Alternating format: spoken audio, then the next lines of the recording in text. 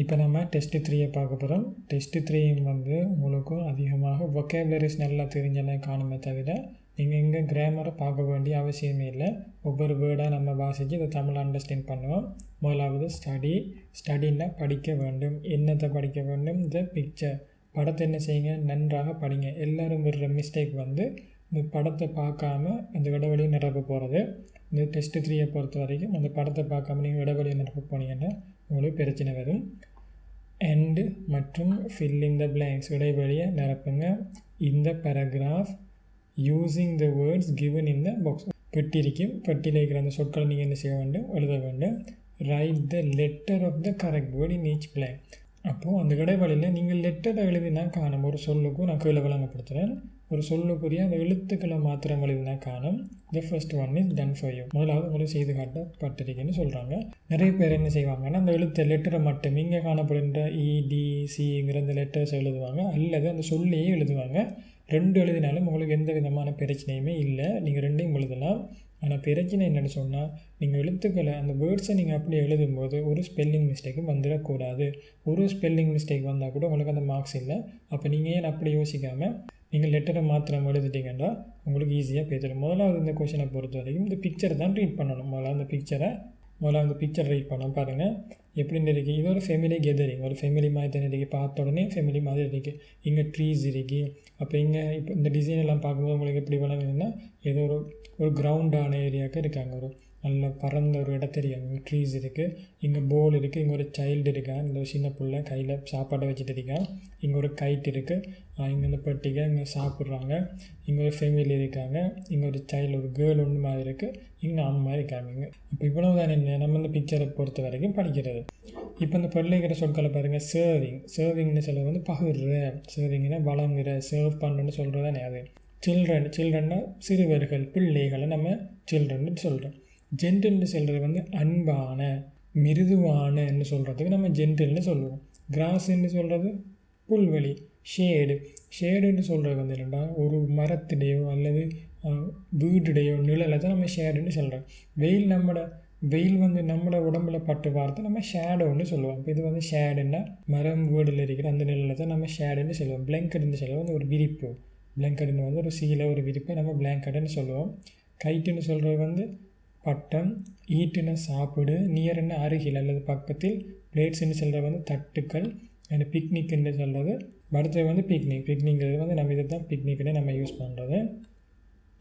இப்போ பார்ப்போம் எப்படி. This is a picture. இது ஒரு படம் ஆஃப் கே வந்து என்ன, பிக்னிக்னு சொல்கிறாங்க. முடிச்சு. தியாரா அங்கே இருக்காங்க 4 people in the picture. அங்கே வந்து 4 people ஆக்கள் மனிதரை குறிக்கும்போது நம்ம பீப்புள்னு சொல்லுவோம். தியாரா 4 people in the picture. Introduce பண்ணுறாங்க. த ஃபாதர், அப்போ ஒரு ஆள், ஃபாதருங்கிற ஒரு ஆள். த மதர், அப்போ உம்மாங்கிற ஒரு ஆள். அண்ட் 2 மற்றும் 2 யாருன்னு சொல்லுவாங்க. இப்போ இங்கே ஃபாதர் ஒரு ஆளும்போதும் இங்கே மதர் ஒரு ஆளும்போதும் 2 பிள்ளைகளுக்கு நம்ம என்ன யூஸ் பண்ணுவோம், சில்ட்ரன். அப்போ விட வந்து என்ன விட சரியான விடையாக இருக்குது, பி தான் சரியான விடை. தேன்னு சொல்லும்போது அவர்கள், அந்த ஃபேமிலி.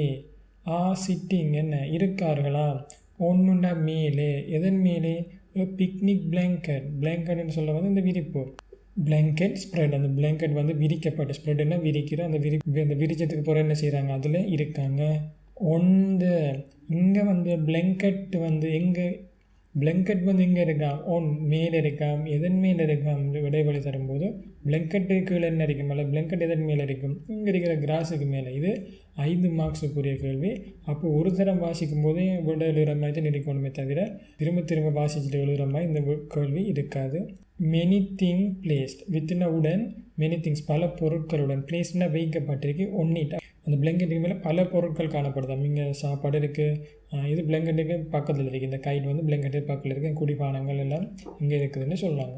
சச்சேஸ், அப்போ இங்கே என்ன செய்திருக்கு, சச்சேஸ்ன்னு யூஸ் பண்ணிருக்கு. சச்சேஸ் வந்து பொருட்களை இன்ட்ரடியூஸ் பண்ணும்போது நம்ம சச்சேஸ் யூஸ் பண்ணுவோம். இப்போ திங்ஸ்னு வந்து என்னென்னு சொல்லி அவங்க இன்ட்ரடியூஸ் பண்ண போகிறாங்க. நம்ம தொடர்ச்சியாக வாசிச்சோம்னா இதுக்குரிய விட எடுக்கலாம். கப்ஸ்ன்னு இன்ட்ரடியூஸ் பண்ணாங்க. கப்ஸ்ன்னா குவளைகள். அண்ட் ஃபுட், கப்ஸ் இருக்கா, நம்ம ஃபுட் இருக்கா, உணவு இருக்கா, நம்ம வேறு என்ன இருக்கான்னு சொல்லி பார்த்தா இங்கே இருக்கிற பிளேட்ஸ் இருக்குது. சச்சேஸ் அப்போ என்ன இருக்க போகுது, கப்ஸுன்னு சொல்லி ஃபுட் எல்லாம் பறக்கலை, சரியான விட வந்து ஜே பிளேட்ஸ்ன்னு வரும். ஃபாதர் இஸ்ன்னு போட்டிருக்கு. அப்போ ஃபாதருக்கு பக்கத்தில் ஒரு ஆளுக்கு சிங்கிள் ஒரு பக்கத்தில் இஸ் வந்தால் அங்கே என்ன வரப்போகுது, ஐஎன்ஜி ஃபார்மை தான் வரப்போகுது. அப்போ ப்ரெசன்ட் கன்வர்சன்ஸ் எங்கேயும் இருக்கா, இங்கே ஒன்றே இருக்குது. சர்விங்கிறது ஒன்றே. அப்போ இல்லை இலகுவானது சர்விங். டிஷ்ஷுன்னு சாப்பாடை ஒன்று பிளேட். அப்போ ஒரு பிளேட்டில் அவர் என்ன செய்கிறாரு, சாப்பாடை வழங்குறாரு. என் மதர் இஸ் வாட்சிங் ஹிம். மதர் வந்து அப்போ ஹிம்னு நம்ம யாரை சொல்லுவோம், இங்கே இருக்கிற ஃபாதரை. அப்போ மதர் வந்து ஃபாதர் என்ன செய்து கொண்டு இருக்காங்க, பார்த்து கொண்டு இருக்காங்க. வித் என்னத்தோடைய ஸ்மைலில் சிரித்துக்கு. அப்போ சிரிச்சுக்கு இருக்கும்போது நம்ம என்னது வேர்ட் பொருத்தமான வேர்டு யூஸ் பண்ணுவோம்னு சொன்னால் ஜென்டில், ஒரு அன்பான. ஸ்மைலுங்கும் போது வாய் கொட்டி சிரிக்கிறதில்ல, ஒரு நார்மலான சிரிப்பு, அதுதான் நம்ம ஜென்டில்னு சொல்லுவோம். த பாய், அந்த பாய் வந்து பையன். ஹூ இஸ் சிட்டிங், யார் இருக்கான், மதர்ன்னு இருக்குது. நீங்கள் ஒன்று இதுக்கு அதிகமாக கேள்விப்பட்டிருப்பீங்க, என்ன சொல்லுவோம், சிட் டவுன்னு சொல்லுவோம். அப்போ சிட்டுக்கு பக்கத்தில் என்ன வருது, டவுனுங்கிற ஒரு ப்ரப்போசிஷன். சிட்டுன்னு சொல்கிறது வந்து ஒரு இடத்தை குறிப்பதற்காக வர வேண்டும். இருக்காகன்னு சொல்லும்போது அடுத்தது வந்து எங்கே இருக்காகங்கிறதுக்குரிய கேள்விக்குரிய விட தான் சிட்டு வந்தால் சொல் வரணும். அதான் சிட்டுன்னு சொல்லும்போது எங்கே இருக்கிற, சிட்டுன்னா எங்கே டவுன் கீழே அப்போ சிட்டுன்னு சொல்லும்போது அங்கே வாரது என்ன இருக்கும், ப்ரப்போசிஷனாக தான் இருக்க போகுது. இங்கே எதுவும் ப்ரப்போசிஷன் இருக்கான்னு பார்த்தா இங்கே இருக்கிறது நியர். அப்போ விட வந்து இங்கே நியர். ஈஸ், அந்த பாய் வந்து என்ன செய்கிறான், கெட்டிங் ரெடி, தயாராகி கொண்டிருக்கான். டு ஈட், சாப்பிட்றது தயாராகி கொண்டிருக்கான். வைல், போது. த கேர்ள், அந்த கேர்ள் வந்து என்ன செய்து கொண்டு இருக்கா, அந்த கேர்ள்னு சொல்ல வந்து சின்ன பிள்ளைய.